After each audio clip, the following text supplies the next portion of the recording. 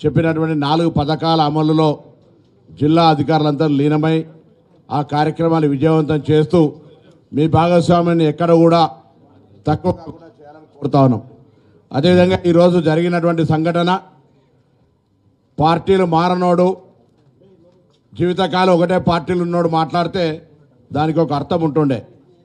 పార్టీలు మారినోళ్ళే వైఎస్ఆర్సీపీలో తెలంగాణ ఉద్యమంలో రాళ్ళు కొట్టి కాంగ్రెస్లో వచ్చి కాంగ్రెస్లో అవకాశం ఇస్తే తీసుకొని మళ్ళీ టీఆర్ఎస్ తోటి అండర్ కరెంట్ పెట్టుకొని ఆ పార్టీలో జాయిన్ అయ్యి వాళ్ళు మాట్లాడితే దీనికి అర్థం లేదు. నేను ఈ ఇన్సిడెంట్ మీద Telangana Rashtra Samithi TRS state leadership including KCR, KTR, Harish Rao ఎవరైనా రెస్పాండ్ కావాలి. ఇటువంటి సంఘటనలను సమర్థిస్తున్నారా? ఇటువంటి సంఘటనలు మీ పార్టీని మీరు ఎంకరేజ్ చేయదలుచుకున్నారా? అసలు పార్టీ ఏం మాట్లాడుతుంది? మీరు వీళ్ళందరికీ ఆదర్శంగా మీరు అటువంటి బూతు మాటలు నేర్పే స్కూల్ ఏమైనా పెట్టుకున్నారా? ఇది మంచి పద్ధతి కాదు. ప్రజాస్వామ్యంలో ఇటువంటిని తీవ్రంగా ఖండిస్తూ ఎప్పుడు గతంలో అనేక సందర్భాల వ్యక్తులను టార్గెట్ చేసి నేను చూస్తూ ఉంటుంది. లైబ్రరీ చైర్మన్ వస్తుంటే ఆయన ఎట్లా పిలుస్తామని బెదిరిస్తూ ఉన్నాడు జాయింట్ కలెక్టర్ను.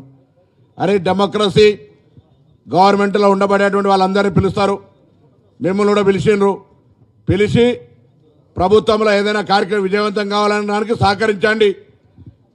మీరు గతంలో ఇన్ఛార్జీలుగా మీరు ప్రభుత్వంలో ఉన్నప్పుడు అక్కడ మీ పార్టీ శాసనసభ్యులు బయటకు గెలిస్తే ఏం రాజనీతి నడిచిందో తెలుసు కాబట్టి వ్యక్తుల గురించి ఎక్కువ అవసరం లేదు. ఇవాళ ఈ సంఘటన మీద తెలంగాణ రాష్ట్ర సమితి రాష్ట్ర నాయకత్వం రెస్పాండ్ కావాలని డిమాండ్ చేస్తా ఉన్నాం.